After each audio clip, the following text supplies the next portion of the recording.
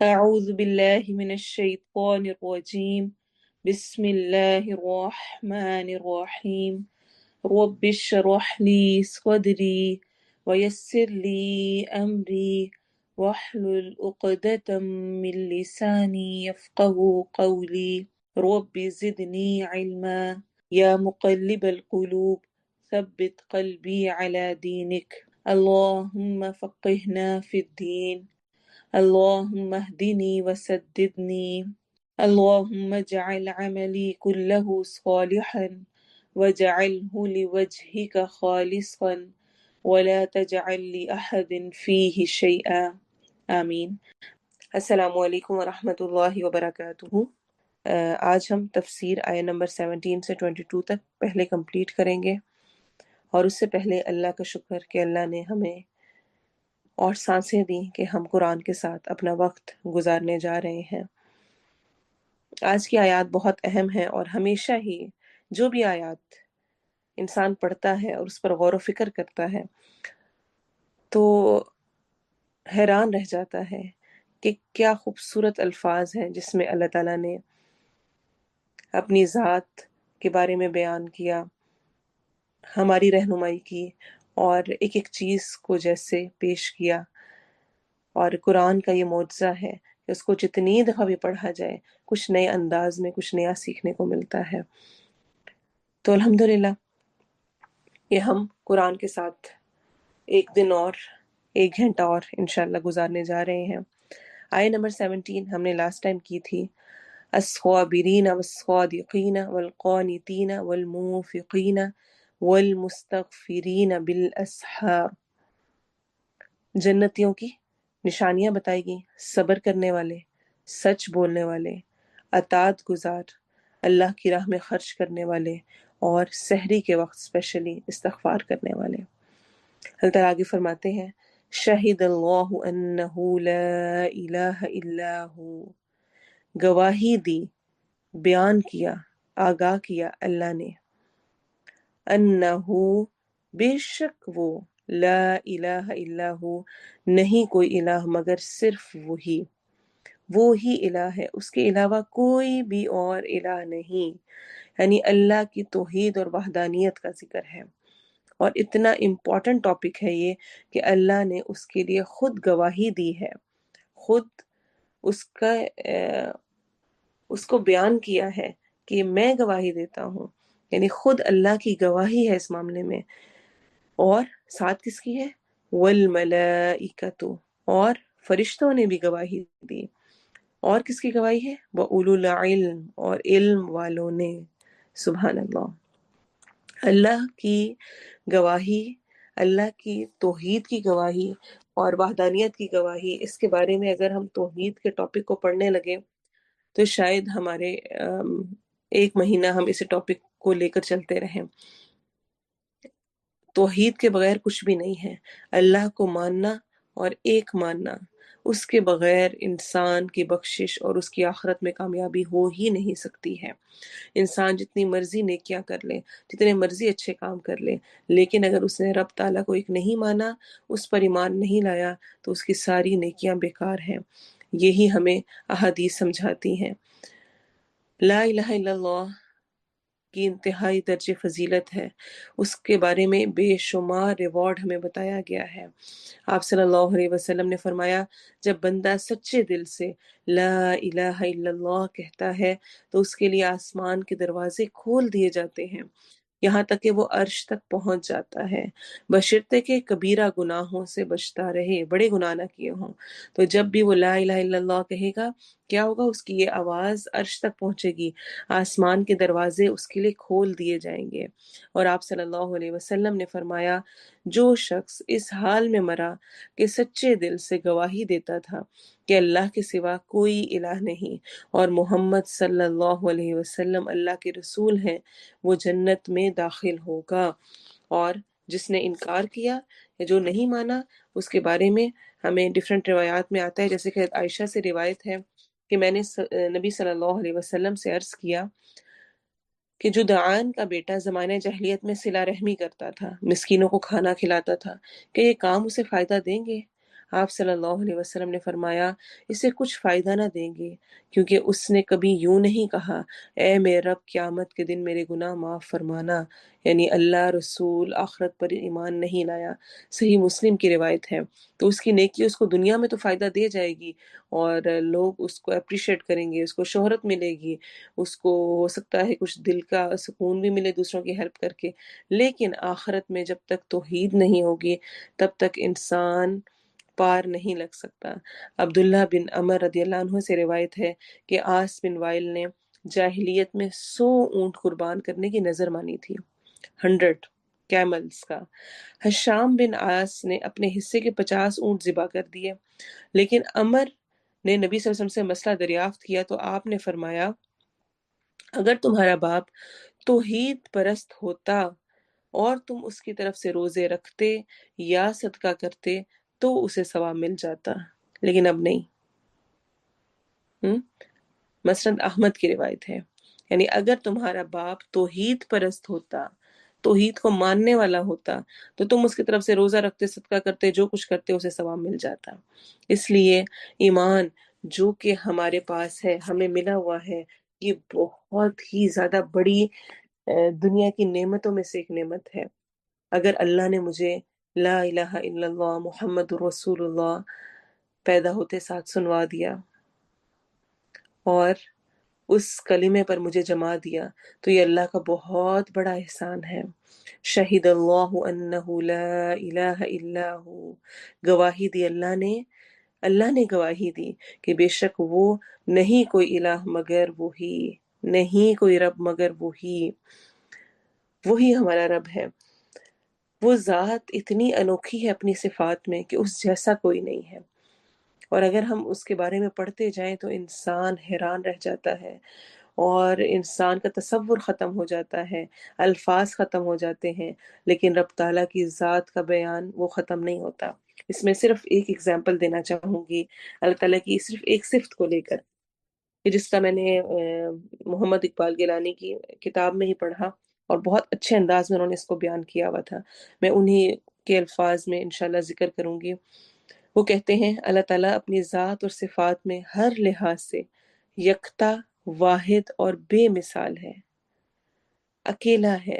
اس کی صفات اس قدر بے حد و حساب ہیں کہ ان کا احاطہ کرنا، حتیٰ کہ ان کا تصور کرنا بھی انسان کے بس کی بات نہیں۔ مثلا اللہ تعالیٰ کی صفات میں سے ایک صفت علیم ہے، علم والا ہے، جس کا مطلب ہے ہر وقت ہر چیز کا علم رکھنے والا۔ علیم ہم نے قرآن میں بہت دفعہ پڑھا نا، اور ویسے بھی ہم جانتے ہیں، ہم کہتے ہیں اللہ تعالیٰ علیم ہے، علم رکھنے والا ہے، جاننے والا ہے۔ اب ذرا علیم پر غور کریں، علم کیسا علم اس کے پاس؟ ہر چیز کا علم، کس انسان نے اپنی پیدائش سے لے کر موت تک کتنے سانس لیے، اس کا دل کتنی مرتبہ دھڑکا، اس کی آنکھیں کتنی مرتبہ جھپکیں، اس کی زبان نے کتنی مرتبہ حرکت کی، اس کے قدم کہاں کہاں پہنچے، اس کے دل میں کتنی خواہشات پیدا ہوئیں، اس کے ہاتھ اور پاؤں پر کتنی لکیریں ہیں، اس کے جسم پر کتنے بال ہیں۔ ان چیزوں کو انسان خود بھی اپنے آپ کو نہیں جانتا۔ انسان نے اپنی زندگی میں کتنے جھوٹ بولے، کتنے سچ بولے، کتنی باتوں کو چھپایا، کتنی میں پریٹینڈ کیا، حقیقت کچھ اور تھی، کتنی نمازیں پڑھی، کتنی چھوڑی، کتنی دولت کمائی اور کیسے کمائی، کتنی خرچ کی اور کہاں خرچ کی، کتنے حقوق العباد ادا کیے اور کتنے ترک کیے، رات کی تاریکی میں کیا کیا کیا، موبائل یوز کرتے ہوئے اسکرین کہاں کہاں کہاں موو ہوئی، دن کی روشنی میں کیا کیا کیا، مرنے کے بعد وہ کہاں دفن ہوا، زمین نے اس کے جسم کے کتنے ذرات ختم کیے، کتنے باقی رکھے، مرنے کے بعد اس کا نام اعمال کہاں محفوظ رہا، اور ایسی ہی دیگر تفصیلات اللہ تعالیٰ کے ذاتی علم میں ہیں۔ یہ معاملہ صرف ایک انسان کا نہیں، بلکہ روز ازل سے لے کر روز ابد تک، شروع آدم علیہ السلام سے لے کر آخری بندے تک پیدا ہونے والے تمام انسانوں کا معاملہ ہے۔ پھر انسان کے بعد آپ دیکھیں جنات کی باری آتی ہے، فرشتوں کی باری آتی ہے، ان کی تفصیلات کے بارے میں بھی سوچ لیں اسی طرح. پھر ان کے علاوہ دیگر تمام زمینی یعنی بری مخلوق، بحری سمندروں میں جو کچھ ہے، فضائی فضاؤں میں جو کچھ مخلوق ہے اس کا تصور کریں. جاندار مخلوق کے علاوہ غیر جاندار مخلوق، حجر پتھر یعنی شجر پودے، سب کچھ، دریا، سمندر، چاند، ستارے وغیرہ میں سے کون سی مخلوق ایسی ہے جس کی تفصیلات اللہ تعالیٰ کے ذاتی علم میں نہ ہوں؟ لا الہ الا ہو. اور اصل حقیقت یہ ہے کہ اللہ تعالیٰ کی صرف ایک صفت ہی اس قدر لامحدود ہے کہ اس کی تفصیلات احاطہ تحریر میں لانا ممکن نہیں. اللہ تعالیٰ کی اسی ایک صفت سے باقی تمام صفات پر قیاس کیا جا سکتا ہے. یعنی صرف ایک صفت کو بھی ہم نے لیا اور ہم نے تھوڑا سا سوچا تو انسان حیران رہ جاتا ہے. اس کی صفات میں، اس کی ذات میں کوئی اور ساتھ شامل ہو ہی نہیں سکتا. اسی لیے ان الشرک لظلم عظیم قرار دیا گیا. بے شک شرک بہت بڑا ظلم ہے رب تعالیٰ کی ذات کے ساتھ. اور اس کی بڑی اچھی اگزامپل دی جاتی ہے. حالانکہ ہم رب تعالیٰ کی ذات کی ہم انسانوں کے ساتھ تو کوئی مماثلت کچھ بنتی ہی نہیں، کسی طور پر ہم مثال دے ہی نہیں سکتے. لیکن تھوڑا سا سمجھنے کے لیے اگر ہم سوچیں کہ میں نے بہت شوق سے، بڑے اہتمام کے ساتھ، بڑی محنت کر کے کوکنگ کی ہو، کھانا بنایا ہو، اور میری نند یا میری ساس یا میرے جیٹھانی یا کوئی اور آ کر کہے سب کے سامنے سرو کرتے ہوئے کہ یہ میں نے بنایا ہے، کیسا لگے گا مجھے؟ یعنی کام میرا اور کوئی اور کریڈٹ لے رہا ہے. تھوڑا سا، بہت ہلکا سا یہ ایک جھلک ہے. وہ رب تعالیٰ جس نے سب کچھ بنایا، لا الہ الا ہو، وہ اکیلا ہے، سب کچھ کرنے والا ہے، اور جو کریڈٹ اس کو ملنا چاہیے، جو قدر اس رب کی ہونی چاہیے، جو عظمت میرے دل میں اس رب کی ہونی چاہیے، اس کی بجائے اور چیزوں کی، لوگوں کی، اور لوگوں سے مانگنا، اور لوگوں سے وسیلے طلب کرنا، اور لوگوں سے سمجھنا کہ وہ سب کچھ دینے والے ہیں، وہ بخشنے والے ہیں، اور وہ عطا کرنے والے ہیں. تو رب تعالیٰ کے لیے یعنی شرک بہت بڑی چیز ہے. اسی لیے اللہ تعالیٰ قرآن مجید میں جو اگر ہم صفات کا ذکر کریں تو کیا کہتے ہیں سورۃ الکہف میں؟ قُلْ لَوْ كَانَ الْبَحْرُ مِدَادًا لِكَلِمَاتِ رَبِّي لَنَفِدَ الْبَحْرُ قَبْلَ أَن تَنفَدَ كَلِمَاتُ رَبِّي وَلَوْ جِئْنَا بِمِثْلِهِ مَدَدًا. اے نبی صلی اللہ علیہ وسلم کہہ دیجئے اگر سمندر میں رب کے کلمات لکھنے کے لیے روشنائی بن جائیں تو وہ سب ختم ہو جائیں گے، یعنی انک بن جائیں. کیا سمندر سوچ سکتے ہیں؟ لیکن میرے رب کی توصیف اور تعریف کے کلمات ختم نہ ہوں گے، بلکہ اتنی ہی روشنائی اور بھی لے آئیں تو کفایت نہ کریں گے. یعنی صرف اس کی ذات ہی ہر چیز میں اکیلی واحد ہے، اس کے مقابل کوئی بھی نہیں. تو گواہی دی اللہ نے انہ لا الہ الا ہو. اس کو اپنے سامنے لکھ کر لگا لیجئے گا اس دفعہ جہاں پر آپ دیکھتے ہوں لا الہ الا اللہ، لا الہ الا ہو، نہیں کوئی الہ مگر وہی، سب کچھ اس کے ہاتھ میں ہے. اور اس کی گواہی اللہ نے دی، فرشتوں نے، اور علم والوں نے. اس آیت میں ایک اور بہت اہم بات آ گئی، علم والوں نے گواہی دی. اللہ کی ذات کتنی اعلیٰ جو گواہی دے رہی ہے، 7 فرشتے جو کہ گناہوں سے پاک، اللہ کے برگزیدہ نور والے، اللہ کے دیے ہوئے احکامات پر عمل کرنے والے، ڈیوٹی سنبھالے ہوئے. اور ان کے ساتھ کن کا ذکر ہے؟ اولو المال، مال والوں کا، جن سے ہم امپریس ہو رہے ہوتے ہیں، جو چاہنے کی ہماری طلب ہوتی ہے، کوششیں ہوتی ہیں. یا جو حسب نسب والے ہیں، اولو النسب والے لوگ، وہ نہیں، اولو العلم، علم والے، علم والوں نے. اس آیت میں توحید کا ذکر ہمارے لیے بہت سبق آموز ہے، سکھانے والا ہے. اور اس کے بعد اس آیت میں ہمیں ایک اور بات جو سمجھ آ رہی ہے وہ کیا؟ علم والوں کی فضیلت. علم والوں کو کتنی اہمیت دی گئی کہ رب تعالیٰ نے گواہی دی، اللہ نے اور فرشتوں نے اور علم والوں نے. تو علم کا سیکھنا، علم کے لیے وقت نکالنا، علم کے لیے اپنی صلاحیتوں کو لگانا، اپنی جان لگانا، اپنی کوششیں لگانا، اپنا ذہن لگانا، محنت کرنا، یہ کوئی معمولی چیز نہیں ہے، کیونکہ علم والے اللہ کے ہاں بہت بلند ہیں. والذین اوتوا العلم درجات، اور وہ لوگ جو علم دیے گئے ان کے لیے درجات ہیں، ہائی رینک ہے، کسی اور کے لیے نہیں ہے، اسپیشلی کن کے لیے؟ علم والوں کے لیے، علم سیکھنے سکھانے والوں کے لیے. آپ صلی اللہ علیہ وسلم نے فرمایا عابد پر، جو عبادت کرتا ہے، تسبیح کر رہا ہے، ہر وقت بیٹھا نماز پڑھ رہا ہے، عبادت کر رہا ہے، عابد پر عالم کی فضیلت. عالم کون ہے؟ علم والا، جو علم سیکھتا ہے، جو سکھاتا ہے. عابد پر عالم کی فضیلت ایسے ہی ہے جیسے میری فضیلت تمہارے ایک ادنا آدمی پر. اگر سمپلی پیارے نبی یہ بھی کہہ دیتے نا جیسے میری فضیلت تم میں سے کسی ایک آدمی پر، تو بھی یہ کافی تھا.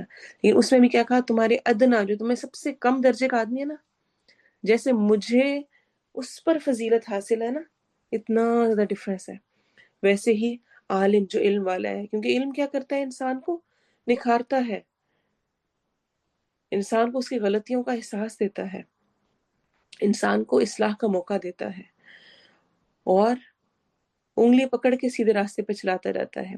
کوئی اور اگر شاید ہمیں ہماری غلطی بتائے نا تو ہمیں برا لگے، اور ہم ڈیفینڈ موڈ میں آ جائیں کہ نہیں ایسا تو نہیں ہے، میں نے اس لیے کیا تھا، یہ ہوا تھا، اور میں تو اس سے اس لیے سے اتنا بات نہیں کرتی کہ اس نے فلاں موقع پر میرے ساتھ یہ ظلم کیا تھا، اور وہ تو ایسی ہے، بس میرا نہیں دل کرتا اس کے منہ لگنے کو، میں نہیں یہ کرتی اور وہ.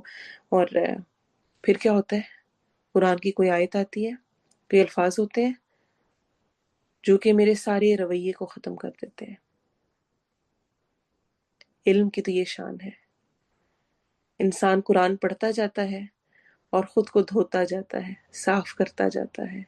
میرے رب نے مجھے یہ کہا ہے، میرے لیے یہ الفاظ کہے ہیں، مجھے یہ حکم دیا ہے. چھوڑو سب کچھ، کچھ دن کی بات ہے. فاعفوا واصفحوا حتی یأتی اللہ بامری، معاف کرو، درگزر کرو، یہاں تک کہ اللہ کا حکم آ جائے، اللہ کا معاملہ آ جائے، قیامت قائم ہو جائے. ان الساعۃ لآتیۃ فاصفح الصفح الجمیل. سبحان اللہ، اتنی خوبصورت آیات ہیں، انسان پڑھے انسان حیران رہ جاتا ہے. بے شک قیامت آنے والی ہے، البتہ آنے والی ہے. ان الساعۃ لآتیہ، البتہ آنے والی ہے. کیا کرو تم پھر؟ تیاری کیسے کرو؟ فاصفح الصفح الجمیل، بس اچھی طرح سے معاف کرنا کر دو، معاف کر دو. ہم میں سے ہر ایک کی زندگی میں ہمیں کسی نہ کسی سے کچھ تکلیف، اذیت، پریشانی پہنچی ہوتی ہے، کچھ رویوں سے، کچھ باتوں سے، کچھ معاملات سے. اللہ کے لیے ان کو معاف کر دینا.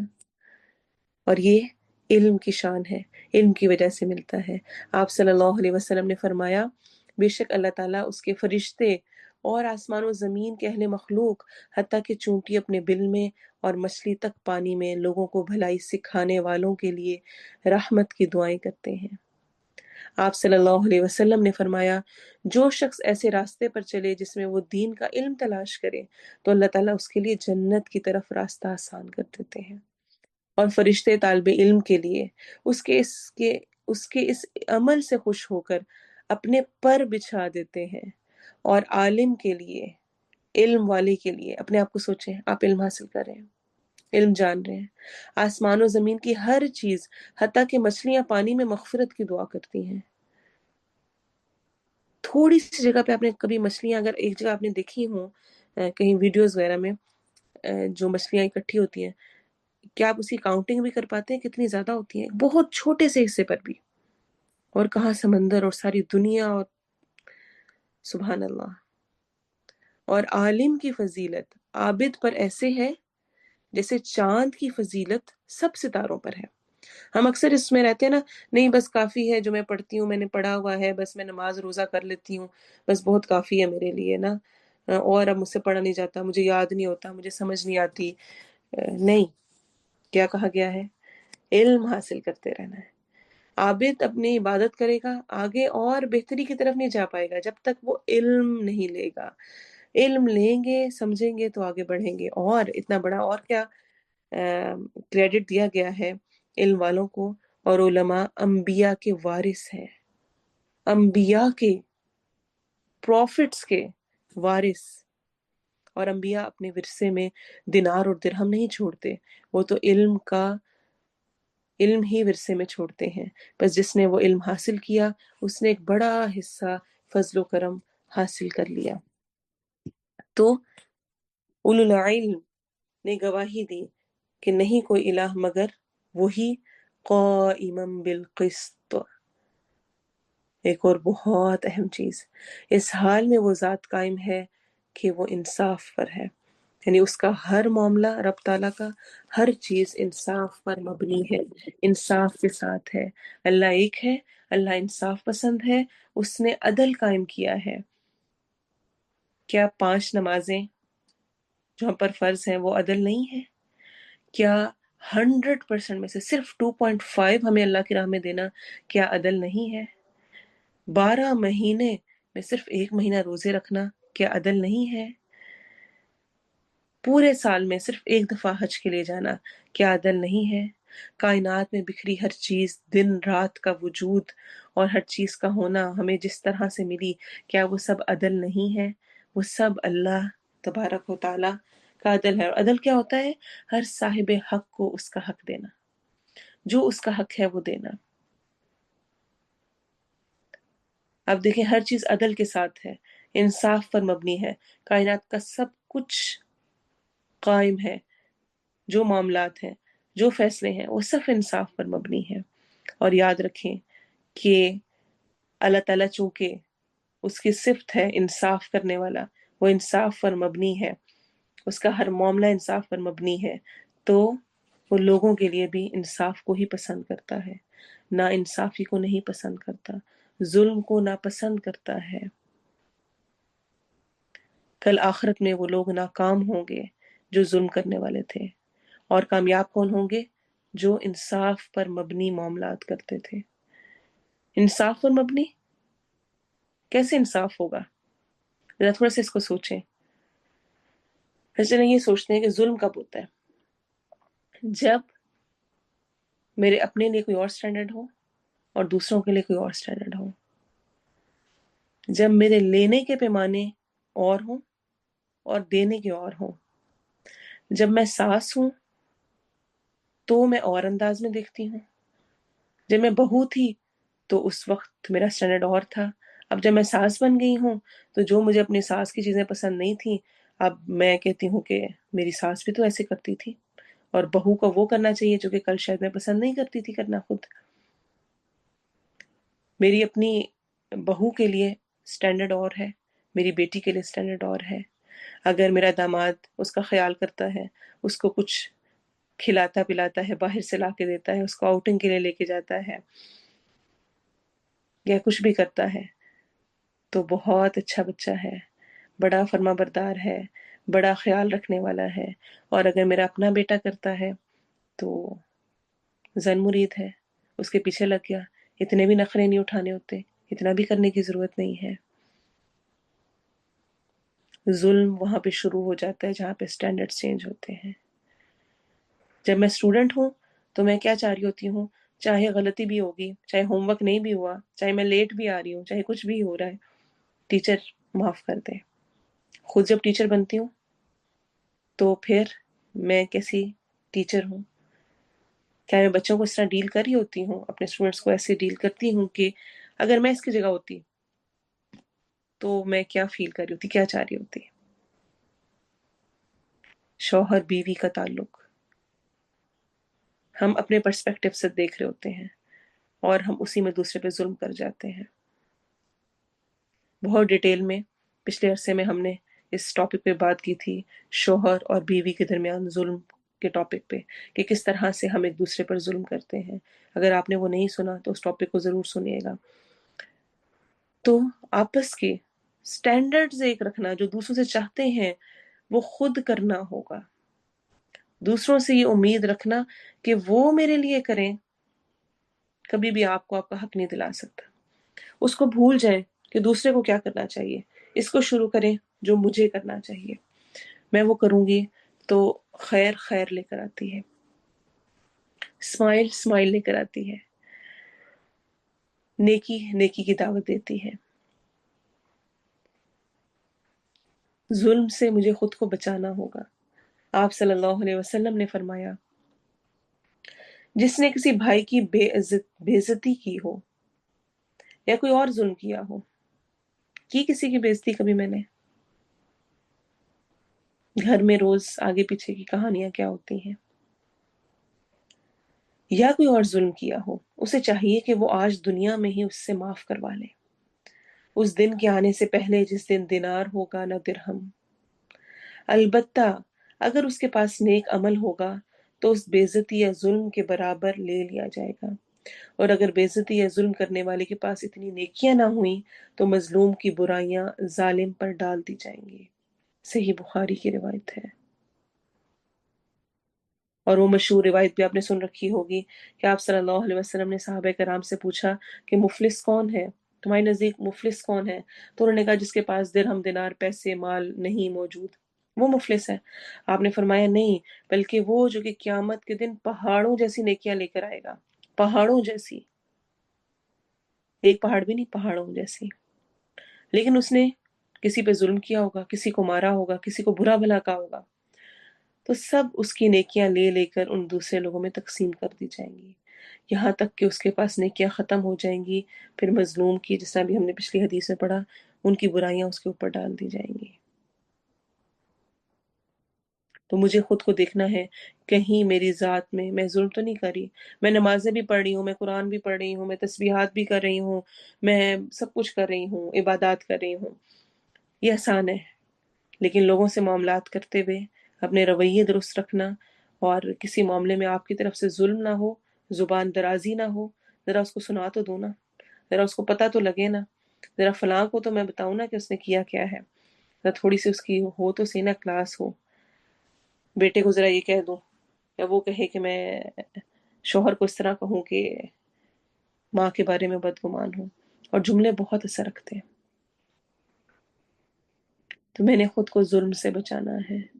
آج کا وقت گزر جائے گا، لیکن کل اپنی اس آگ میں جلتے ہوئے اور اس پریشانی میں کہیں میں اپنا ہی نقصان نہ کر جاؤں۔ ہم میں سے ہر ایک اپنے رویے کا ذمہ دار ہے، دوسرے کے رویے کا ذمہ دار نہیں ہے۔ ہم سے ہمارے بارے میں پوچھا جانا ہے۔ تو اسی طرح سے آپ صلی اللہ علیہ وسلم نے فرمایا ظلم قیامت کے روز تاریکیاں ہوں گے، اندھیرے کی شکل میں آئے گا۔ صحیح بخاری کی روایت ہے، یعنی آپ کے ارد گرد ہر طرف اندھیرا ہو، ایک اکیلا اندھیرے کمرے میں بند ہو جانا ہی اپنے طور پر ایک سزا ہوتی ہے۔ کچھ نہیں پتا آپ کو، ایک دم سے کوئی چیز فیل ہو، کچھ آواز آئے، دل وہیں پہ دھڑکن تیز ہو جاتی ہے، پتہ نہیں کیا ہوا، کیا آواز ہے، کیسا ہے، ہر طرف اندھیرا۔ تو ظلم قیامت کے دن کس شکل میں آئے گا؟ اندھیرے کی شکل میں، ہر طرف اندھیرا کر دے گا، کچھ نظر نہیں آئے گا، پھر کیسے پلے سرات پار کرنا ہے؟ آپ صلی اللہ علیہ وسلم نے معاذ بن جبل رضی اللہ عنہ کو یمن کا گورنر بنا کر بھیجتے ہوئے فرمایا تھا مظلوم کی بد دعا سے بچنا، اس لیے کہ مظلوم کی دعا اور اللہ کے درمیان کوئی رکاوٹ نہیں ہوتی۔ صحیح بخاری کی روایت ہے۔ تو اس لیے جو رب تعالیٰ قائم بالقسط ہے، انصاف پر قائم ہے، اور وہ انصاف کو پسند کرتا ہے، اس کے ہم بندے ہیں، وہ ہمارے لیے بھی یہی چاہتا ہے کہ ہم انصاف کریں، ہم ظلم سے بچیں۔ لا الہ الا هو العزیز الحکیم، اور اسی بات کو دوبارہ رپیٹ کیا گیا ہے، نہیں کوئی الہ مگر وہی، توحید کے حکم کو دوبارہ بیان کیا گیا ہے، العزیز الحکیم، زبردست اور حکمت والا ہے۔ ان الدین عند اللہ الاسلام، بے شک اللہ تعالیٰ کے نزدیک دین اسلام ہی ہے۔ سب سے بہترین پسندیدہ دین کون سا ہے؟ دین اسلام۔ اللہ کے ہاں میں کتنی خوش قسمت ہوں کہ میں اس دین پر ہوں جو اللہ تعالیٰ کے ہاں قبول ہے، مقبول ہے۔ ایک اور جگہ قرآن میں آتا ہے وَمَن يَبْتَغِ غَيْرَ الْإِسْلَامِ دِينًا فَلَن يُقْبَلَ مِنْهُ، سورہ آل عمران کے آیہ نمبر 85 میں آگیا ذکر ہے اس کا۔ اور جو اسلام کے علاوہ کوئی اور دین تلاش کرے تو وہ اسے ہرگز قبول نہ کیا جائے گا، ہرگز قبول نہیں ہوگا۔ تو جو شخص نبی صلی اللہ علیہ وسلم کی رسالت کا قائل نہیں ہے، نہ آپ کے بتائے ہوئے طریقے کے مطابق اپنا عمل اور عقیدہ درست کرتا ہے، اس کا دین اللہ کے ہاں معتبر نہیں ہے۔ تو ضروری ہے کہ جو دین پیارے نبی صلی اللہ علیہ وسلم لے کر آئے، دین اسلام، اس کو مانا جائے۔ وَمَا اخْتَلَفَ الَّذِينَ أُوتُوا الْكِتَابَ إِلَّا مِن بَعْدِ مَا جَاءَهُمُ الْعِلْمُ بَغْيًا بَيْنَهُمْ، اور نہیں اختلاف کیا انہوں نے جو دیے گئے کتاب مگر بعد اس کے جو آ گیا ان کے پاس علم، بغیم بینہم، باوجہ ضد کے آپس میں۔ اختلاف نہیں کیا کتاب والوں نے مگر اس کے بعد کہ علم آ گیا تھا۔ اچھا، اختلاف کی کیا وجوہات ہوتی ہیں، کیا وجہ ہوتی ہے، کیوں اختلاف ہوتا ہے؟ یا تو ہمیں پتہ نہیں ہوتا، کبھی تو ہم اپنے بچے کی سے کوئی غلطی ہوئی، کوئی کہتا ہے اس سے یہ ہوا ہے اور ہمیں پتہ نہیں ہوتا کہ واقعی ہوا یا نہیں ہوا ہے، تو ہم کہتے ہیں نہیں نہیں اس نے نہیں کیا، حالانکہ بچے نے آنکھ چھپا کر بچ کر وہ کیا ہوتا ہے، لیکن ہماری جہالت ہوتی ہے، لا علمی ہوتی ہے، ہمیں پتہ نہیں ہوتا، تو ہم کہتے ہیں نہیں نہیں میرے بچے نے نہیں کیا یہ کام۔ ایک ہوتا ہے ضد ہوتی ہے، جیلسی ہوتی ہے، کچھ اپنی بڑائی ہوتی ہے، اپنے بچے کو سیف کرنا ہوتا ہے، تو پھر ہم کیا کرتے ہیں کہ نہیں تمہیں ایسے ہی لگا ہوگا، میرے اس نے تو ایسے نہیں کیا۔ مائیں اکثر ناحق چیزوں پر اپنے بچوں کو سپورٹ کرتی ہیں، اپنے شوہر کے سامنے بھی اور باقیوں کے سامنے بھی، جس کا نقصان یہ پھر بعد میں وہ اٹھاتی ہیں کہ بچے وہ صرف سیکھ لیتا ہے کس طرح دوسروں کے سامنے خود کو بچا جانا ہے، اور غلط کر کے بھی اس کو کیسے سنبھالنا ہے سچویشن کو، اور ایسے شو کرنا ہے کہ گویا کچھ بھی نہیں ہوا، نہیں کچھ کیا ہی نہیں، نہیں وہ تو ایسے ہی ہو گیا تھا، نہیں ایسے غلطی ہوئی، اور مائیں غلط خبر کرتی ہیں۔ یاد رکھیں برائی میں، غلط چیز میں کبھی خبر نہ کریں، آپ بہت بڑا بچے کا نقصان کر رہے ہیں۔ تو کیا ہوتا ہے اختلاف جب بھی کوئی ہوتا ہے، یہ تو میں نے ویسے اگزامپل میرے ذہن میں آ گئی، اختلاف کیا ہوتا ہے دو بنیاد پر، یا جہالت ہوتی ہے، لا علمی ہوتی ہے، یا پھر ضد ہوتی ہے، آپ ایکسیپٹ نہیں کرنا چاہ رہے ہوتے دوسرے کو، دوسرے کی بڑائی نہیں ماننا چاہ رہے ہوتے، دوسرے سے کوئی حسد ہوتا ہے تو آپ کہتے ہیں نہیں نہیں ایسے نہیں ایسے ہے۔ یہاں پر کیا کہا جا رہا ہے، اختلاف لوگوں میں، کتاب والوں میں، دین والوں میں، دین کے معاملے میں کب ہوا؟ بغیر علم کے؟ نہیں، علم آنے کے بعد۔ کس وجہ سے ہوا؟ جیلسی اور ضد کی وجہ سے۔ جہالت نہیں تھی، لا علمی نہیں، علم ہے، پتہ ہے، پھر بھی اپنے آپ کو بڑا ثابت کرنے کے لیے۔ آج بھی مسلمانوں کے فرقے، ہر کوئی چاہتا ہے کہ اس کے دلائل، اس کا مذہب، اس کا فرقہ وہ سب سے اعلیٰ ہو، اس کو سب پہ فوقیت ہو، باقی سب جوتے کی نوک پر، وہ جہاں مرضی جائیں، چونکہ میرے فرقے نے یہ مسئلہ بیان کیا ہے اس لیے میں تو ایسے ہی کروں گی، اور فلاں فرقے والے وہ تو ایسے ہیں، اور دوسروں پر لعن طعن، دوسروں کو نیچا دکھانے کی ہر وقت فکر۔ مدارس میں ہمارے ہاں کیا پڑھایا جاتا ہے الا ماشاء اللہ،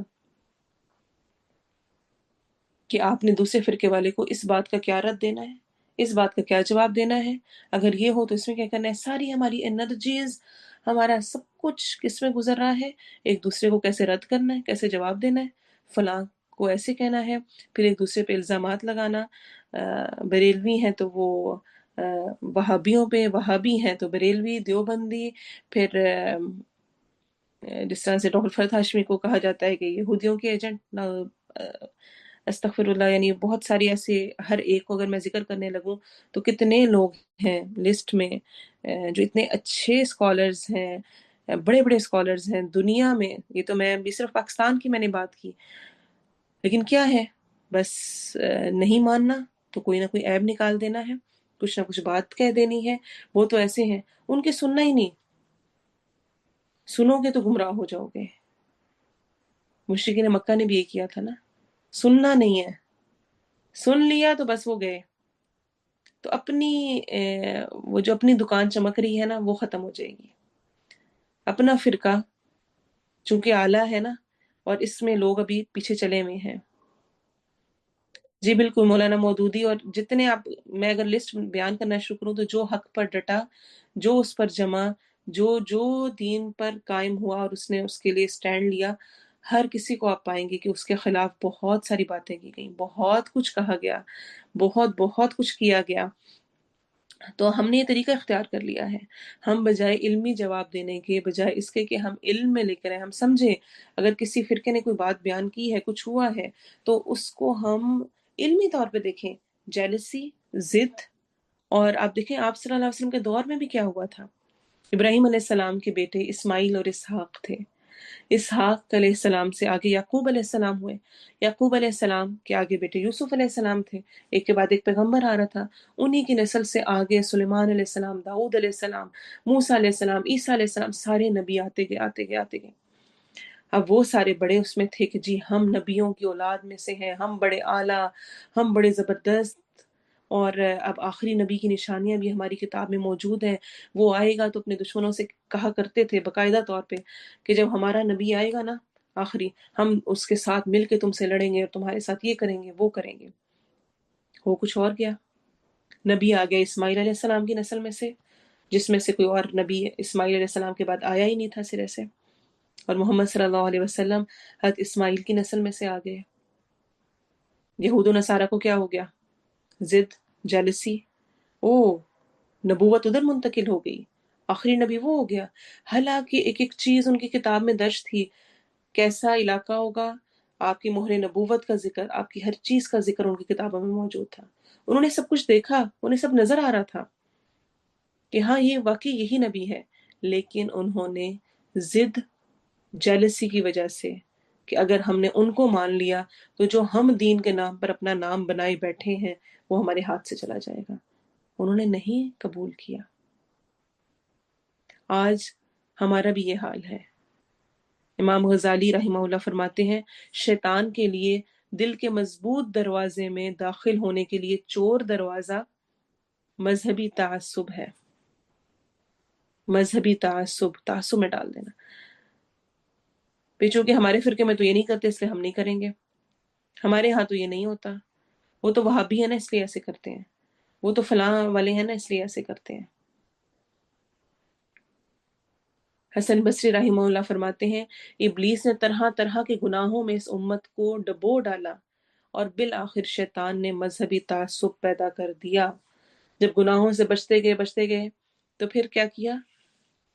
دین کے نام پر مذہبی تعصب پیدا کر دیا، ایک دوسرے کو برا بھلا کہنا، اپنے ممبر پہ کھڑے ہو کر ایک دوسرے پہ لعن طعن کرنا، حالانکہ حدیث ہمیں بتاتی ہیں کہ لعن طعن سختی سے نہیں، پیارے نبی لعن طعن کرنے والے تھے ہی نہیں۔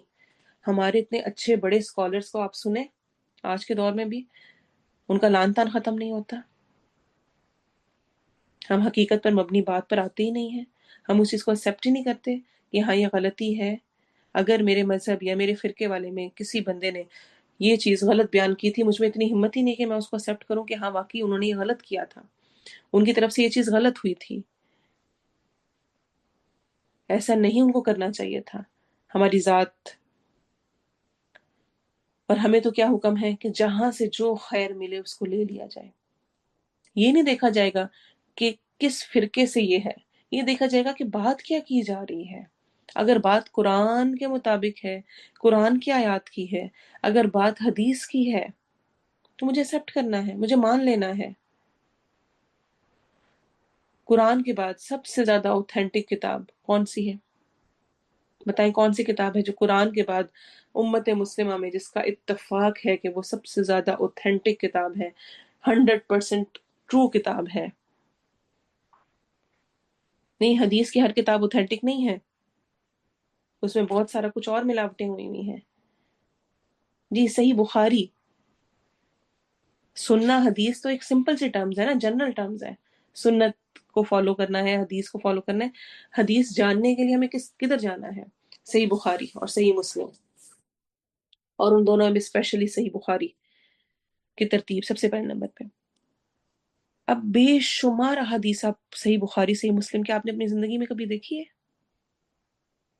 نہیں دیکھی تو اپنی ذات میں مجھے افسوس کرنا چاہیے۔ صحیح بخاری کا بھی میں نے کھولی. اچھا اس میں باقی سب چھوڑے، میں بہت لمبی چوڑی باتوں میں نہیں جاؤں گی.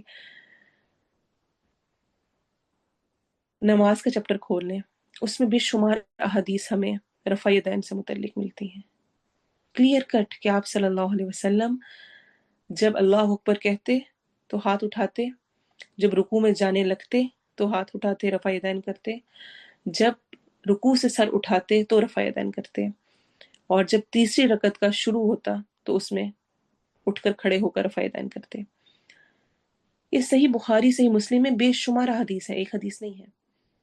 لیکن میں کیوں رفع یدین نہیں کرتی ہوں؟ کیونکہ ہمارے ہاں حنفی مسلک میں تو ہے ہی نہیں، پاکستان میں تو ہے ہی نہیں، دیوبندی مسلک میں تو ہے ہی نہیں، بریلوی میں تو ہے ہی نہیں، اور فلاں میں تو ہے ہی نہیں. اور یہ تو وہابی لوگ کرتے ہیں، یہ تو جو وہ فلاں فرقے والی ہیں نا یہ کرتے ہیں. اصل میں کیا مطلب اس بات کا؟ جو چیز قرآن اور سنت میں آ گئی، واضح صحیح احادیث سے ثابت ہے، اس کو میں کیوں کسی فرقے کے نام پر دے کر اور اختلاف کر کے بیٹھ جاؤں اور چھوڑ کے بیٹھ جاؤں؟ وَمَن يَكْفُرْ بِآيَاتِ اللَّهِ، اور جو کوئی کفر کرے گا، انکار کرے گا اللہ کی آیات کا، فَإِنَّ اللَّهَ سَرِيعُ الْحِسَابِ، تو بے شک اللہ جلد لینے والا ہے حساب. تو مجھے کیا فکر کرنی ہے کہ کہیں میں اللہ کی آیات و احکامات پیارے نبی صلی اللہ علیہ وسلم کو جو ملے ان کو مان رہی ہوں یا نہیں؟ اللہ کی آیات کو کے ساتھ کفر تو نہیں کر رہی، انکار تو نہیں کر رہی جانے انجانے میں؟ تو مجھے فکر کیا ہونی چاہیے کہ کیا اللہ کی آیات و احکامات مان رہی ہوں یا نہیں. یہ فکر نہیں ہونی چاہیے کہ ہم کس فرقے سے ہیں کس سے نہیں ہیں، اور اچھا ان کے اس سے پڑھنا ہے ان سے نہیں پڑھنا ہے. اور آپ دیکھیں کہ جس سے میں نے پہلے بات کی نا، اس میں ایک حدیث بہت اہم آتی ہے جو اس ساری بات سمجھا دیتی ہے. آپ سب نے وہ واقعہ بہت دفعہ سن رکھا ہوگا آیت الکرسی کی فضیلت میں، کہ ابو ہریرہ کے پاس 3 دن تک ایک چور آتا رہا تھا، اور وہ چرانے کے لیے آتا اور پھر وہ معافی تلافی کر کے چلا جاتا. تیسرے دن ابو ہریرہ نے کہا نہیں اب تو میں پکا تمہیں پیارے نبی کے پاس لے کے جاؤں گا. اس نے کہا اچھا تمہیں ایک بات سکھا دیتا ہوں، ایک علم کی بات، ایک بات بتا دیتا ہوں جس سے تمہیں بڑا فائدہ ہوگا. چونکہ وہ تو ویسے علم کے حریص تھے، جس طرح آج کوئی ہمیں کہے کہ میں تمہیں اتنے پیسے دے دیتا ہوں نا، تو ان کے لیے صحابہ کرام کے لیے علم بہت بڑی چیز تھی. تو انہوں نے کہا اچھا بتاؤ. تو اس نے کیا کہا کہ آیت الکرسی تم پڑھ لو تو شیطان تمہارے پاس رات کو پڑھ لو تو صبح تک نہیں آ سکتا، صبح پڑھ لو تو رات تک نہیں آ سکتا. ابو ہریرہ نے جا کے نبی صلی اللہ علیہ وسلم کو یہ بات بتائی کہ اس طرح کر کے چور آیا اور اس نے یہ کہا اور میں نے اس کو چھوڑ دیا، اس نے مجھے علم کی یہ بات بتائی. آپ نے کیا فرمایا تھا؟ آپ نے فرمایا تھا ہے وہ جھوٹا لیکن بات اس نے سچ کی ہے. یعنی یہ بات وہ ٹھیک 100% کہہ کے گیا ہے. ابو ہریرہ پتہ ہے تمہیں وہ کون تھا؟ وہ شیطان تھا. شیطان کی بھی جو ٹھیک بات ہے اس کو ایکسیپٹ کیا گیا کہ اس نے یہ بات ٹھیک کہی ہے. واقعی ایسا ہے. اتنا بڑا دل جگرا ہونا چاہیے، اتنی ہونی چاہیے کہ آپ دوسرے کی، چاہے وہ جتنا مرضی بڑا آپ کا دشمن ہے، اگر وہ حق بات کہہ رہا ہے تو حق بات میں اس کا ساتھ دیں. تعاونوا علی البر والتقوی، نیکی اور تقوی میں تعاون کرو. ولا تعاونوا علی الاثم والعدوان، اور نہ تعاون کرو گناہ میں اور غلط چیزوں میں، عدوان میں، دشمنی میں. آپ صلی اللہ علیہ وسلم نے فرمایا جو شخص باطل کی حمایت میں جھگڑا کرے گا، غلط چیز ہے، کریکٹ نہیں ہے، صرف چونکہ میری فیملی کا معاملہ ہے، میرے فرقے کا معاملہ ہے تو وہ حمایت کر رہا ہے، حالانکہ وہ جانتا ہے، حقیقت پتہ ہے اس کو، وہ ہمیشہ اللہ تعالیٰ کے غصے میں رہتا ہے حتیٰ کہ وہ اس سے الگ ہو جائے، یعنی توبہ کر لے. ابو داؤد کی صحیح روایت ہے. حضرت واصلہ بن اسقا کہتے ہیں میں نے نبی صلی اللہ علیہ وسلم سے عرض کی یا رسول اللہ صلی اللہ علیہ وسلم، کیا اپنی قوم سے محبت کرنا تعصب ہے؟ کہ جن کے ساتھ میں رہتا ہوں، جن کے ساتھ اٹھتا بیٹھتا ہوں، ان سے محبت کرنا کیا یہ تعصب ہے؟ آپ نے فرمایا نہیں، تعصب یہ ہے کہ آدمی ظلم پر اپنی قوم کی حمایت کرے. اسے احمد نے روایت کیا ہے، اور ابھی ہم ظلم کے ٹاپک کو بھی پڑھ چکے ہیں. اور یہ بھی کہ تعصب یعنی چیز غلط ہے، آپ کو پتہ ہے ظلم ہو رہا ہے، اور ایک تو فرقہ واریت اور اس میں ہے، اور ایک گھروں میں بھی پالیٹکس ہوتی ہے. آپ کسی ایک ایک ٹولہ بن جاتے ہیں، اور پھر دوسرے کے ساتھ آپ کو نظر آ رہا ہے کہ وہ ظلم ہو رہا ہے، بھابھی کے ساتھ ظلم کیا جا رہا ہے، جیٹھانی کے ساتھ ظلم ہو رہا ہے، ساس کے ساتھ رویہ ٹھیک نہیں رکھ رہی باقی، یا فلاں معاملات ہو رہے ہیں، لیکن چونکہ میرا انٹرسٹ دوسرے کے ساتھ ہے، میری دوستی دوسرے کے ساتھ ہے، تو میں اس میں اس کا ساتھ دوں، اس کی حمایت کروں، چاہے وہ ظلم بھی کرے۔ کیا ہوگا؟ اللہ تعالیٰ کا اس پر غصہ رہتا ہے، اللہ اس سے ناراض رہتا ہے جو اس طرح کا رویہ اختیار کرتا ہے۔ عبداللہ بن مسعود کہتے ہیں میں نبی صلی اللہ علیہ وسلم کی خدمت میں حاضر ہوا، اس وقت آپ چمڑے کے خیمے میں تشریف فرما تھے۔ آپ نے ارشاد فرمایا، جس نے اپنی قوم کو ناحق حمایت کی، بغیر حق کی حمایت کی، اس کی مثال اس اونٹ کی سی ہے جو کسی گڑھے میں گر جائے اور لوگ اسے اس کی دم سے پکڑ کر باہر کھینچ رہے ہوں، حالانکہ اس طرح وہ نکلنے والا نہیں ہے۔ ابو داؤد کی صحیح روایت ہے۔ کیا فکر مجھے ہونی چاہیے؟ کیا میں اللہ کی آیات کو مان رہی ہوں یا نہیں؟ کیونکہ اللہ نے کیا کہا، جو کوئی اللہ کی آیات کا کفر کرے گا، انکار کرے گا، تو اللہ جلد حساب لینے والا ہے۔ مجھے یہ فکر نہیں ہونی چاہیے کہ میں کس فرقے سے ہوں، کیا ہے، کس طرح ہے۔ اللہ تعالیٰ نے قرآن میں کہہ دیا، ہوا سماکم المسلمین من قبل وفی ھذا، اس نے تمہارا نام مسلمان رکھا ہے، اس سے پہلے بھی اور بعد بھی۔ اچھا بتائیں، کیا منکر نکیر قبر میں ہم سے فرقے کے بارے میں سوال کریں گے؟ کیا کیا سوال ہونے ہیں؟ من ربو کا، النبیو کا، ما دینوں کا۔ چوتھا سوال ہے کہ کون سا فرقہ ہے؟ کیا حشر میں اس بارے میں سوال کیا جائے گا؟ جو حشر میں 5 سوال اور جو مختلف ملتے ہیں، کیا اس میں یہ بھی کیٹیگری ہوگی کہ آپ کون سے فرقے سے تھے اور کون سا فرقہ کامیاب ہے؟ یعنی ہر فرقہ اپنے آپ کو کامیاب سمجھتا ہے، اور دوسرے اتنے بڑے اسکالرز علم حاصل کیے ہوئے کو وہ کہتے ہیں کہ بالکل ان کے پاس تو علم نہیں، نالج نہیں ہے، جاہل فلاں فلاں فلاں۔ تو پھر کرائٹیریا کیا ہے میرے پاس؟ آپ ایک کے پاس فرقے کے پاس جاتے ہیں، وہ دوسرے کو برا کہہ رہے ہیں، دوسرے کو کے پاس جاتے ہیں، پہلے کو کہہ رہے ہیں، ہر کوئی ایک دوسرے کو کہہ رہا ہے، تو پھر میرے پاس کیا کرائٹیریا ہے؟ قرآن اور سنت، اور وہ بھی کسی ایک کے پاس نہیں۔ حق حق ہے، جہاں سے بھی مل جائے۔ اللہ کے سامنے میں حاضر ہوں گی، کیا مجھ سے یہ پوچھا جائے گا کہ کون سا فرقہ ہے؟ جو دشمن کی چالیں ہیں، کیا وہ خاص کسی فرقے کے لیے ہیں؟ تمام مسلمانوں کے لیے ہے۔ پھر میں کیوں فرقوں میں بٹی ہوئی ہوں؟ کیوں میں ضد کا شکار ہوں؟ اور یاد رکھیں، اگر میں اسی میں پڑی رہی، جو کہ شیطان چاہتا ہے کہ ہم فرقہ واریت میں پڑے رہیں اور ہم ان چیزوں پہ بحثیں کریں جن کا کوئی مقصد نہیں ہے۔ ہم نماز میں خشوع کی بات تو نہیں کرتے ہیں، کیونکہ خشوع کے بغیر نماز نہیں ہوتی۔ کوئی بھی ایسی چیز نہیں ہے جس پر آپ نے کہا ہو کہ تمہاری نماز نہیں ہوئی، سوائے ایک چیز کے، اور وہ کیا ہے؟ خشوع۔ ایک شخص آیا، اس نے آپ صلی اللہ علیہ وسلم کے سامنے مسجد میں آیا، نماز پڑھی، نماز پڑھ کے جا کے آپ صلی اللہ علیہ وسلم کو سلام کیا، آپ نے فرمایا تمہاری نماز نہیں ہوئی۔ پھر گیا، پھر پڑھ کر آیا، پھر اس نے سلام کیا، پھر آپ نے فرمایا تمہاری نماز نہیں ہوئی۔ وہ تیسری دفعہ گیا، پھر نماز پڑھ کے آیا، پھر آپ صلی اللہ علیہ وسلم نے فرمایا تمہاری نماز نہیں ہوئی۔ تو اس نے آخر کار کہا، اے اللہ کے رسول صلی اللہ علیہ وسلم، مجھے تو ایسی نماز پڑھنی آتی ہے، آپ بتا دیں کیسے پڑھنی چاہیے۔ تو آپ نے کیا اس کو بتایا کہ قیام کرو تو اس میں کیسے کھڑے ہو؟ پرسکون۔ رکوع میں جاؤ تو جب تک سارا جسم اپنی جگہ پہ نہ آ جائے، یعنی پرسکون، تب تک اٹھو نہیں، اور جب اٹھ کے دوبارہ سجدے میں جاؤ تو جب تک جسم کی ایک ایک ہڈی، ایک ایک حصہ اپنی جگہ پہ نہیں آتا، تب تک دوبارہ سجدے میں نہ جاؤ۔ ہم اس پہ تو لڑتے رہتے ہیں، رفع دین کیا نہیں کیا، رکوع وہ اونچا کیا، سجدہ اونچا کر کے کرنا ہے، نیچا کر کے کرنا ہے، فلاں کرنا ہے۔ یہ تو لڑائیاں ہم کرنے میں شیر ہیں، اور ہم ہر وقت ایک دوسرے کے خلاف یعنی اس طرح کی چیزوں میں پڑے رہتے ہیں، لیکن کبھی ہم میں سے کسی نے، کسی فرقے والے نے، کسی نے ہم نے اس پہ ایکسرسائز کیا کہ میرے خشوع لانا ہے، سب کچھ میں کر رہی ہوں لیکن میرا ذہن کہیں اور ہے، میری نماز کہاں قبول ہوگی؟ کیسی قبول ہوگی؟ تو شیطان کا ایک بہت بڑا یہ وار ہے، مذہبی تعصب کرنا، غیر اہم چیزوں میں الجھا دینا، اصل مقصد سے غافل کر دینا۔ تو مجھے کیا فکر کرنی ہے کہ میں اللہ کی آیات سے کفر تو نہیں کری، انکار تو نہیں کری۔ فَإِنَّ اللَّهَ سَرِيعُ الْحِسَابِ، تو بے شک اللہ جلد لینے والا ہے حساب کو۔ اللہ کا حساب، سریع الحساب کو اگر ہم دیکھیں تو 2 طرح سے اس کا میننگ سمجھیں۔ ایک جس طرح قرآن میں آتا ہے، اقترب للناس حسابهم وهم فی غفلۃ معرضون، قریب آ گیا ہے لوگوں کے حساب کا وقت اور وہ ہیں کہ غفلت میں منہ موڑے ہوئے ہیں۔ اور اسی طرح اقتربت الساعۃ وانشق القمر، قیامت قریب آ گئی، تو یعنی قریب قریب آیا کھڑا ہے، ہم اس کو دور سمجھ رہے ہیں، لیکن قیامت کا دن، ہمارا مرنا، ہمارا جانا، ہمارا حساب بہت قریب ہے۔ تو کہا گیا سریع الحساب، جلد لینے والا حساب، ان قریب ہونے والا ہے۔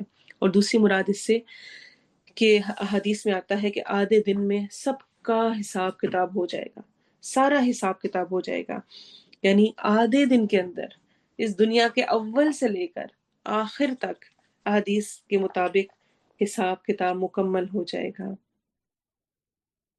فَإِنَّ اللَّهَ سَرِيعُ الْحِسَابِ۔ آپ صلی اللہ علیہ وسلم نے ہمیں اس کے لیے کیا دعا سکھائی؟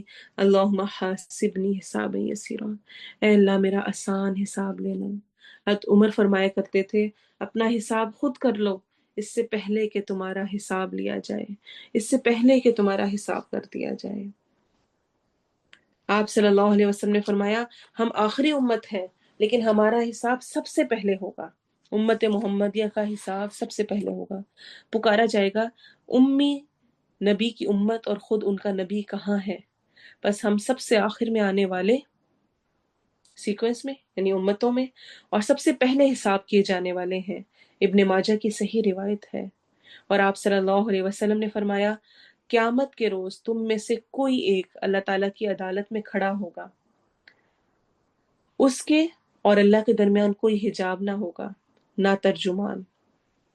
تصور کریں قیامت کے روز تم میں سے کوئی ایک اللہ تعالیٰ کی عدالت میں کھڑا ہوگا، کورٹ لگا ہوا ہے، عدالت ہے، اور اللہ تعالیٰ کے درمیان اور اس کے درمیان کوئی حجاب نہیں ہوگا، کوئی پردہ نہیں ہوگا، نہ کوئی ترجمان ہوگا، نہ کوئی ٹرانسلیٹر ہوگا، ڈائریکٹ ون ٹو ون۔ اللہ تعالیٰ اس سے پوچھیں گے کیا میں نے تجھے مال نہیں دیا تھا، پیسے نہیں دیے تھے؟ وہ جواب دے گا کیوں نہیں دیا تھا؟ پھر اللہ تعالیٰ سوال کریں گے کیا میں نے تمہاری طرف رسول نہیں بھیجا تھا؟ وہ کہے گا کیوں نہیں بھیجا تھا؟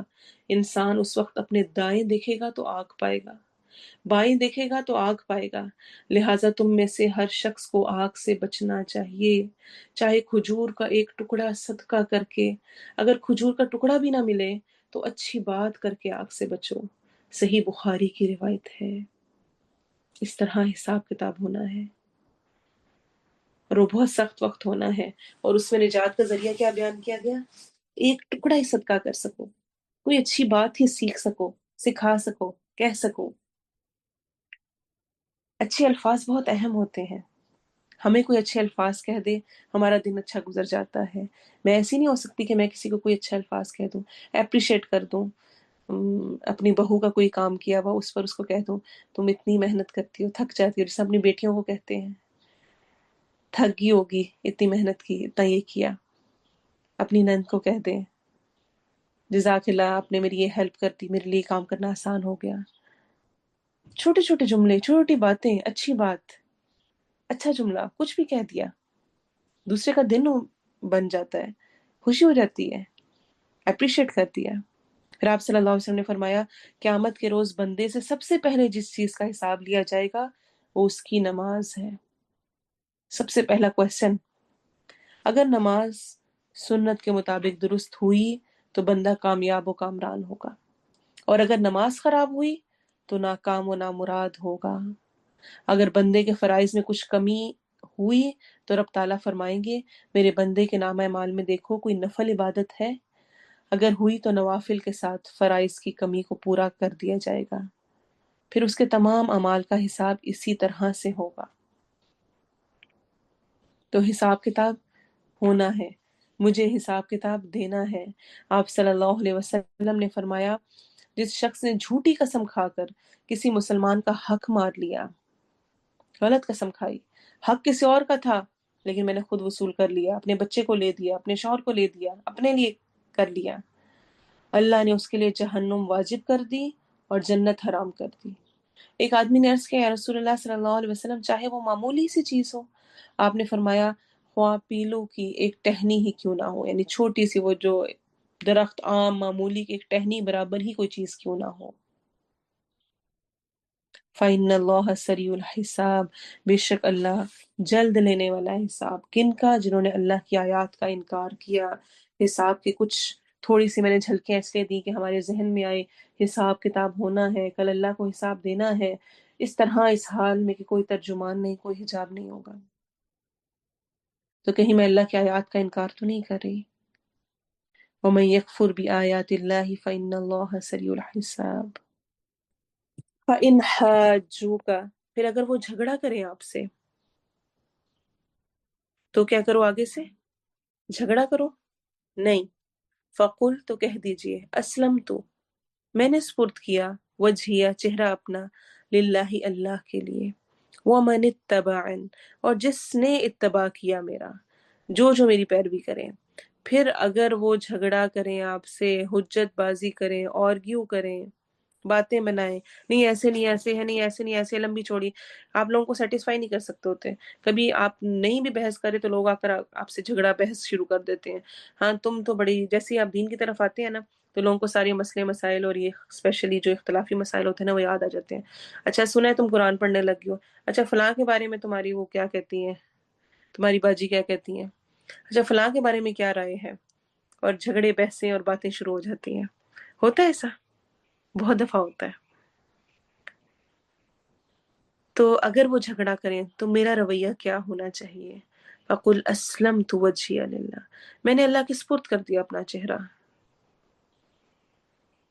کیونکہ پیارے نبی کو یہ تعلیم دی جا رہی ہے کہ کہیے میں نے اپنے آپ کو اللہ کے سپرد کر دیا، جو اللہ کا حکم ہے، جیسے حکم ہے میں نے پڑھ لیا، سن لیا، میرا پاس جس طرح اگر میں اپنی ذات میں سوچوں اپنے اعتبار سے تو بس سمپل سی بات، اسلم تو وجہیہ للہ، میں نے اللہ کے لیے، بس اللہ کو راضی کرنے کی میری کوشش ہے، مجھے زیادہ نہیں پتا، بس جو حکم مجھ تک پہنچا، جو مجھ سے پتا چلا، میں نے وہ اللہ کی مرضی کے مطابق کر دیا۔ مجھے صحیح قرآن سے آیت پتا چلی، میں نے بس اپنی اصلاح کر لی، مجھے یہ لمبی چوڑی بحثوں کا، تقریروں کا، ان کا اختلافات کا ان کا نہیں پتا، بس جو مجھ تک پہنچا وہ میں نے مان لیا۔ وَقُلْ لِلَّذِينَ أُوتُوا الْكِتَابَ، اور کہہ دیجئے ان کو جو دیے گئے کتاب، وَالْأُمِّيِّينَ، اور امیوں کو، أَأَسْلَمْتُمْ، کیا اسلام لائے تم؟ پیارے نبی صلی اللہ علیہ وسلم سے خطاب ہے اسپیشلی، ان کو جو دیے گئے ہیں کتاب اور جو امی ہیں ان سے پوچھو کیا اسلام لائے تم؟ تو یعنی پڑھے لکھے بھی، ان پڑھ بھی، دونوں طرح کے لوگ سے انسان کا سامنا ہوتا ہے۔ اسلم تم، کیا اسلام لائے تم؟ فَإِنْ أَسْلَمُوا فَقَدْ اهْتَدَوْا، پھر اگر وہ اسلام لے آئیں تو تحقیق وہ ہدایت پا گئے۔ وَإِنْ تَوَلَّوْا فَإِنَّمَا عَلَيْكَ الْبَلَاغُ، اور اگر وہ منہ موڑ جائیں تو بے شک آپ پر پہنچا دینا ہے۔ وَاللَّهُ بَصِيرٌ بِالْعِبَادِ، اور اللہ خوب دیکھنے والا ہے بندوں کو۔ اور اسی کے تحت ہم دیکھتے ہیں کہ آپ صلی اللہ علیہ وسلم نے اس حکم کے تحت بہت سارے مختلف امراء کو، بادشاہوں کو خطوط لکھے، ان کو اسلام کی طرف دعوت دی، اور ان کو اس طرح بلایا کہ میں اللہ کا رسول ہوں اور اللہ تعالیٰ واحد ہیں۔ آپ صلی اللہ علیہ وسلم نے عرب و عجم میں بادشاہوں کو، امراء کو دعوت دی، یہ خطوط لکھے، اور آپ صلی اللہ علیہ وسلم نے فرمایا اس ذات کی قسم جس کے ہاتھ میں محمد صلی اللہ علیہ وسلم کی جان ہے، اس امت میں سے اگر کوئی بھی یہودی ہو یا نصرانی، وہ میرے بارے میں سنے اور اس پر ایمان نہ لائے جو دے کر مجھے بھیجا گیا ہے، تو وہ اصحاب النار میں سے ہوگا۔ صحیح مسلم کی روایت ہے۔ اور آپ صلی اللہ علیہ وسلم نے فرمایا مجھے سرخ و سیاہ یعنی عرب و عجم کی طرف بھیجا گیا ہے، تو آپ نے سب کو اسلام کی دعوت دی، اور اسلام کو ایکسیپٹ کرنا ہدایت پا جانا ہے، اور اگر کوئی منہ موڑ لے تو اس میں جو پہنچانے والا ہے اس کی پکڑ نہیں ہے۔ قرآن میں مختلف مقامات پہ آیا ہے، جس طرح فذکر انما انت مذکر، بس اب نصیحت کیجئے کیونکہ آپ نصیحت کرنے والے ہیں۔ فانما علیک البلاغ وعلینا الحساب، بس بے شک آپ تک پہنچا دینا ہے اور حساب لینا ہمارا کام ہے، اللہ تعالیٰ قرآن مجید میں کہتے ہیں۔ لیکن ہم کیا کرتے ہیں؟ ہم پہنچاتے ہیں تو شاید کم ہے، حساب لینے البتہ ضرور بیٹھ جاتے ہیں۔ تو حساب لینا کس کے ہاتھ میں؟ اللہ کے ہاتھ میں، میرے ہاتھ میں نہیں ہے۔ واللہ بصیر بالعباد، اور اللہ خوب دیکھنے والا ہے بندوں کو۔ تو پچھلی آیات ہمیں کیا بات سمجھا رہی ہیں؟ کوئی جھگڑا ہے، کوئی لڑائی ہے، کوئی اختلاف ہے، اس کو طول نہیں دینا چاہیے۔ جب سامنے حق آ جائے تو اس کو ایکسیپٹ کر لیں۔ اور ہمیں کیا بات سمجھ آتی ہے؟ گروپ اوپن ہوگا تو اس میں آپ نے بتانا ہے کہ آج کی آیات سے آپ نے اسپیشلی کیا سیکھا ہے۔ اللہ تعالیٰ آگے قرآن مجید میں فرماتے ہیں ان الذین یکفرون بآیات اللہ ویقتلون النبیین بغیر حق، بے شک وہ لوگ جنہوں نے کفر کیا اللہ کی آیات سے اور نبیوں کو قتل کیا بغیر حق کے، ویقتلون الذین یأمرون بالقسط من الناس، اور وہ قتل کرتے ہیں ان کو جو حکم دیتے ہیں انصاف کا لوگوں میں سے، فبشرہم بعذاب علیم، تو ان کو دردناک عذاب کی خوشخبری دے دیجئے۔ اولئک الذین حبطت اعمالهم فی الدنیا والآخرہ، یہی وہ لوگ ہیں جن کے دنیا اور آخرت میں اعمال برباد ہو گئے۔ وما لهم من ناصرین، اور نہیں ان کے لیے کوئی بھی کسی قسم کا مددگار۔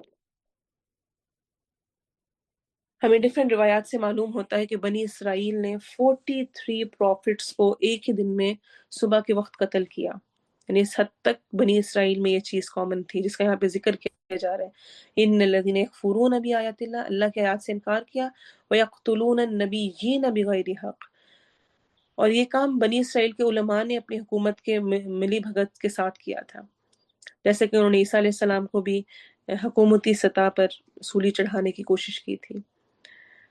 تو جب اتنے لوگ انبیاء کو جب اتنا وہ قتل کیا جا رہا تھا تو جو ان کی پیروی کرنے والے تھے، جو اللہ سے ڈرنے والے تھے، ان سب نے اس پر زبردست احتجاج کیا۔ تو انہوں نے ان میں سے بھی جو نیک لوگ تھے ان میں سے 170 لوگوں کو بھی اسی شام قتل کر دیا۔